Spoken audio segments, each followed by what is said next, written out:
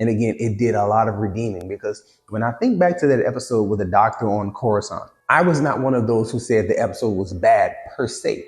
I just thought to myself, why are we spending time on this storyline?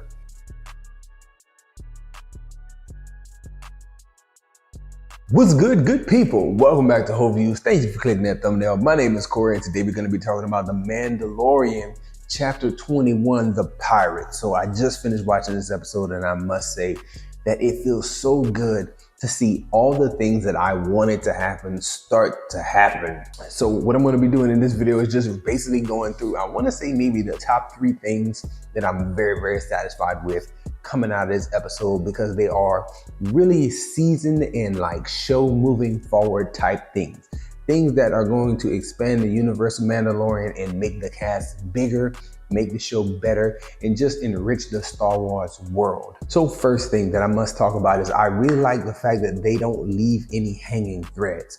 So I thought about the pirates and wondered if they would be back around. Here we are, just a few episodes after they made their first appearance, and now we already see they're back and they're major players and they're making things happen on a huge scale. I always like to see Carl Weathers showing up doing stuff. I like his grief karga here.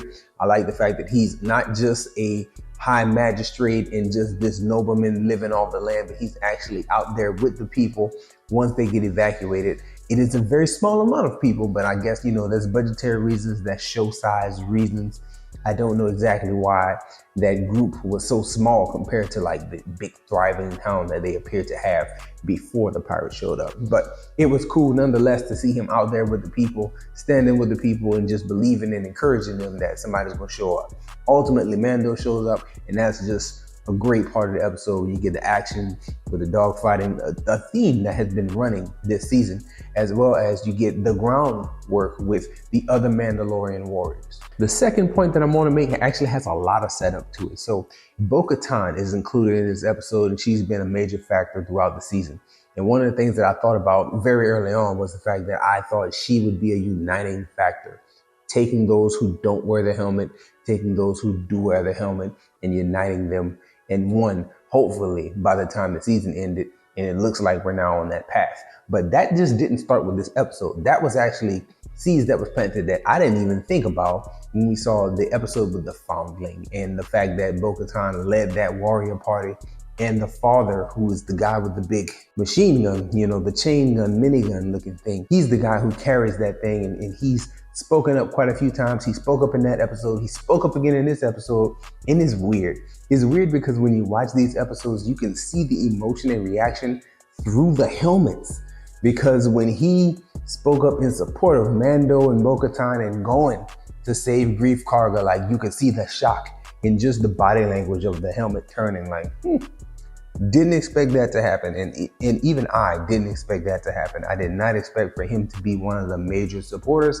And it was cool that he was. And I like the role that he played in the action part of the episodes as well. It makes a whole lot of sense that at the end of the episode, when Bo-Katan shows up with the armor having the wisdom to know she normally doesn't wear that helmet, I'm gonna get her to take it off. I'm gonna show her to the group, and I'm gonna introduce her as the uniting factor. All cool stuff, but it made a lot of sense that father figure, the one with the minigun, he was the guy who they put the camera on first, and then he looked to Mando, and Mando kind of gave him the nod, like, yeah, this is how we're gonna roll, and he was with it. And it's cool because it also shows the earlier scene where he spoke up in favor of Mando, and everybody kind of galvanized around him. Now they're gonna look to him as well to say, hey, are we rolling with the new helmet? And he's looked like he's gonna be like in support of that, which is very good stuff. I like the way that they're fleshing things out and doing things. But one of the biggest takeaways, of the 3 points that I wanted to make with talking about this episode is the fact that they really redeemed the episode that focused on the doctor. So if you recall, everybody was calling that the worst episode, and they were saying like, yo, why we spend so much time with the doctor, blah, blah, blah, blah, blah, all this world building on Coruscant, why are we doing it? Now we get Katie O'Brien showing back up, connecting that doctor episode, showing that she's still in place, showing that she's still wearing that little tag that identifies her as an Imperial who was captured and is trying to be converted into the New Republic. And again, she has those sinister overtones. She's so dislikable, like just looking at that face, like, oh, I want to punch her in the face. She does a great job here trying her best to show to the other people inside the New Republic that, hey, I'm really about it. I really am freed from the control of the Empire, and that she's really doing all she can to really be in this New Republic and the New Republic mind frame. But us as the audience, we all know that, hell, she's not at all in the New Republic. She's still holding on to those Imperial ways and holding on to that Empire mindset and lifestyle. And she's sadistic. She's a horrible person. And I hope she dies before the season ends. But I like the fact that she shows up here. Again, her performance is great because it's so detestable. Great job stuff. And it just did a lot to connect that Doctor episode, because the Doctor might be finished, right? He might be totally obliterated. He's gone. She fried his mind.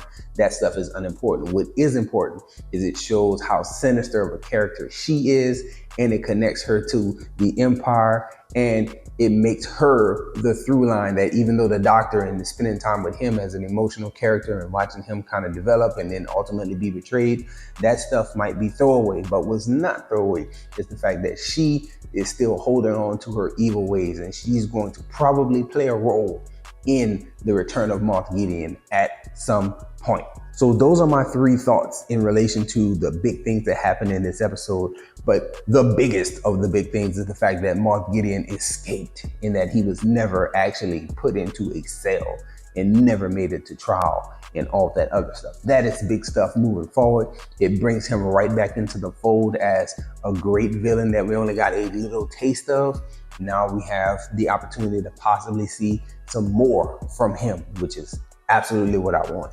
So let me know what your thoughts are about The Mandalorian this week's episode. I really enjoyed it. I thought it was one of the better ones. And again, it did a lot of redeeming, because when I think back to that episode with the Doctor on Coruscant, I was not one of those who said the episode was bad per se.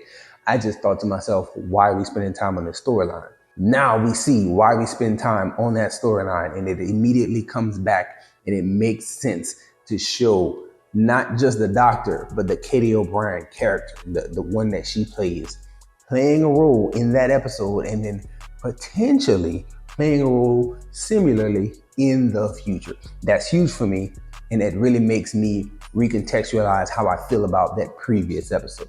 So if it changes things for you, please let me know in the comment section. I would love to hear it from you. That's all I have for this one, y'all. Enjoy yourself, guard your heart, and go watch something good.